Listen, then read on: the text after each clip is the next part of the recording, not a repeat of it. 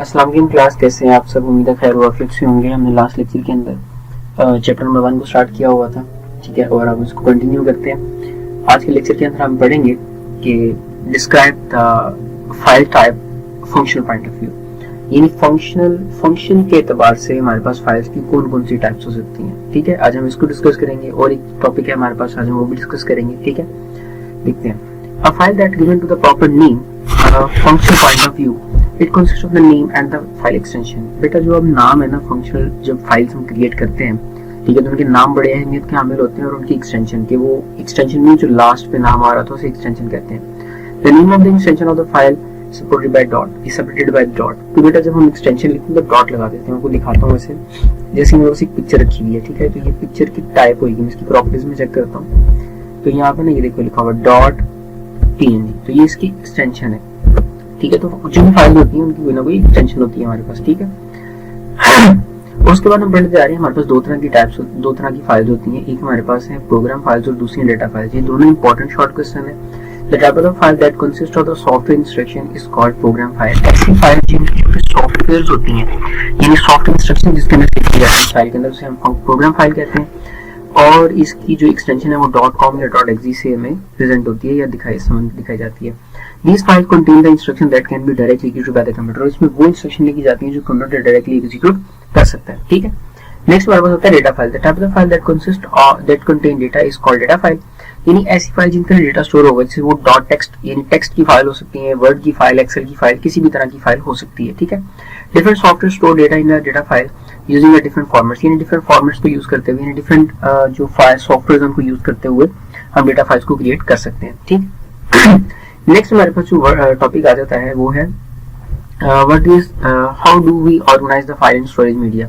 बेटा ये important long question बन सकता है, तो इसके 3 पॉइंट हैं, बाकी नेक्स्ट पेज के ऊपर हम वो देखते हैं। तो आपने इनको याद करना है, ठीक है, और लॉन्ग और शॉर्ट दोनों के एतबार से आपने इनको याद करना है, इसको आप स्किप नहीं करेंगे, ठीक है। सबसे पहले आता है sequential file. The record in a sequential file are stored in a sequence. तो बेटा जितना भी डेटा रखा जाएगा वो सारे का सारा सीक्वेंस के अंदर रखा जाएगा, ठीक है, ताकि हम जब हम डेटा को रिट्रीव करें मतलब सारे डेटा को पढ़ें, ठीक है। इसके लिए sequence mean the record are stored after the other, यानी डेटा को एक के बाद दूसरे डेटा को आपके रखा जाएगा और सारा तरतीब के साथ रखा जाएगा, ठीक है।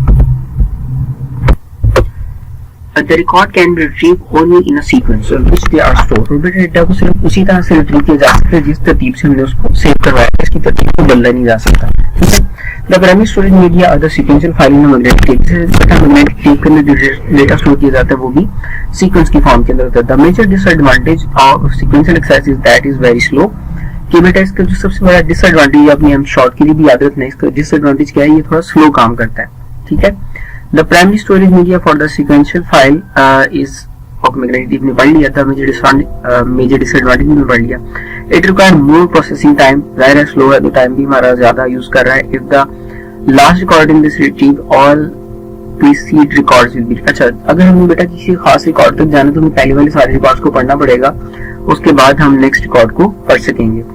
नेक्स्ट हमारे पास आता है डायरेक्ट और रैंडम फाइल्स। यानी डायरेक्ट और रैंडम फाइल्स क्या होती है बेटा, इसके अंदर खास तरह की तरतीब नहीं होती, इसमें रैंडमली रैंडमली डेटा को स्टोर करवा लिया जाता है और उसको 1 by 1 देख लिया जाता है, ठीक है। इसको देखते हैं क्या लिखा हुआ है। The record in a direct file organization are not stored in a particular sequence. इसमें कोई सीक्वेंस नहीं होता। A key value of the record is used to determine the location of the store data.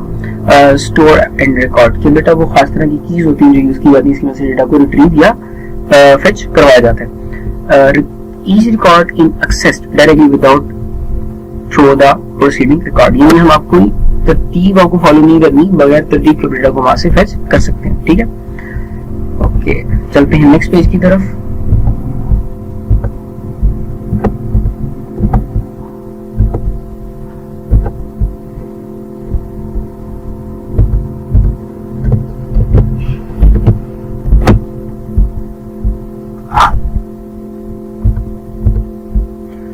Okay, इसके अंदर बेटा लिखा है the file organize is suitable for the storing data on disk. जब हम डेटा के अंदर डेटा को डिस्क के अंदर सेव करवाएं, ठीक है, तब हम फॉलो कर लेते हैं, ज्यादा बेहतर रहता है, ठीक है। या किसी मैग्नेटिक स्टोरेज नहीं आप कह सकते। इसमें लिखा है the direct file organization is much faster than the sequential file, कि बेटा ये सीक्वेंशियल फाइल की इस पर ज्यादा तेज काम करता है हमारा रैंडम फाइल सिस्टम। ठीक है, अब हम चलते हैं इंडेक्स के सिस्टम के पास, इंडेक्स सीक्वेंशियल फाइल के पास। वो क्या चीज है, इसमें बेटा the record are store in sending और डिसेंडिंग ऑर्डर, यानी इसमें कोई सेंडिंग या डिसेंडिंग ऑर्डर एग्जिस्ट करेगा जैसे सीक्वेंशियल फाइल के अंदर था। ठीक है, लेकिन इसके अंदर खास चीज क्या है, order is based on the value of called की। लेकिन की के ऊपर डिपेंड करता है। की क्या होती है बेटा, ये ना बुक का जैसे इंडेक्स होता है फर्स्ट पेज, उसके ऊपर लिखा होता है कि चैप्टर नंबर 1 कहाँ है, चैप्टर नंबर 2 कहाँ है, 3, 4 सारे पेज नंबर लिखे होते हैं उसके ऊपर। बेसिकली वो की वैल्यूज होती हैं। जब हम चैप्टर नंबर 6 पे जाना है तो हमें सारे पेज चेक करने की जरूरत नहीं है, जस्ट पेज नंबर चेक करेंगे इंडेक्स से और वहां चले जाएंगे। ठीक है, तो सेम इसी तरह से की वैल्यूज काम करती हैं, जो कि हमारे काम को काफी ज्यादा फास्ट बना देती हैं। The index consist of the key value and correspond address for each record in a file. और ये बेटा हमारा जो इंडेक्स फाइल बनाई वो रिकॉर्ड के अंदर सेव करवा दी जाती है ताकि हम उसमें डेटा को आसानी से एक्सेस कर लें या यूज कर लें। The index file is placed on the disk, हमने पढ़ लिया। The index file is updated whenever the record is add और डिलीट फ्रॉम द फाइल। अगर हम रिकॉर्ड को चेंज करते हैं, ठीक है, तो उसी टाइम हम क्या करते हैं, अपने इंडेक्स को भी अपडेट कर देते हैं। ठीक है, ओके, ये तो बेटा हमारी इंडेक्स की बातें होंगी। नेक्स्ट हम चलते हैं what is the file processing system. File processing system क्या होता है और उसकी प्रॉब्लम्स क्या थी। ठीक है, तो फाइल प्रोसेसिंग सिस्टम को जरा समझते हैं। बेटा अभी ना हम जो बुक है आपकी, उसके चैप्टर का नाम है डेटाबेस मैनेजमेंट। डेटाबेस को आपने पढ़ना है। ठीक है, दो चीजें होती हैं, डेटाबेस होता है और एक फाइल मैनेजमेंट सिस्टम होता है। तो अभी हम फाइल मैनेजमेंट सिस्टम की बात करने जा रहे हैं। ये क्या है, the file system is a set of the program that are used to manage the data store on a file. यानी हम फाइल्स को मैनेज करेंगे जिसके अंदर डेटा को हमने स्टोर कर रखा है। The program in a file processing system are developed independently. यानी बेटा जो फाइल होती है वो इंडिपेंडेंटली प्रोग्राम उनको डील कर रहा होता है। ठीक है, each program define and manage its own data file, कि बेटा हर एक प्रोग्राम की ना अपनी डेटा फाइल्स होती है, वो उन्हीं को मैनेज करता है। The record in one file में बी रिकॉर्डेड इन मैं दोबारा लाइन को पढ़ता हूँ। The record in one file may not be relate to the record store in other file, कि बेटा ऐसा मुमकिन है कि एक फाइल का डेटा दूसरी फाइल के साथ रिलेट ना कर रहा हो, और मेजर मसला भी इसके अंदर वैसे यही वाला है। ठीक है, तो अब हमारे पास एक फिर हमने बना के समझाने की कोशिश की है, तो देखते हैं वो क्या है।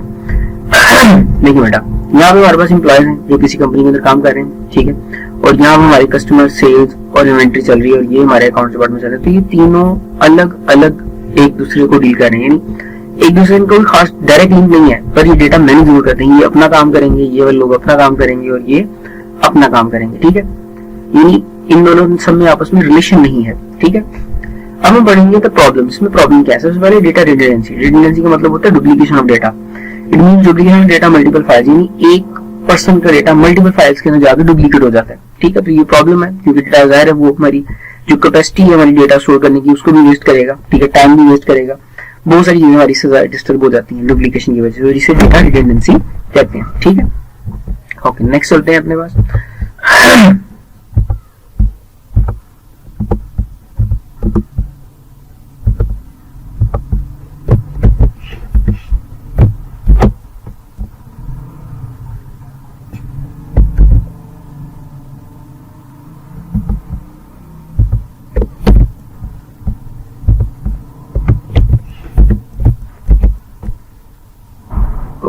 काफी है। अच्छा, अब हम पढ़ने जा रहे हैं इनकंसिस्टेंसी के बारे में। बेटा इनकंसिस्टेंसी का मतलब है कि डेटा के ऊपर ना यकीन जरा कम हो जाता है।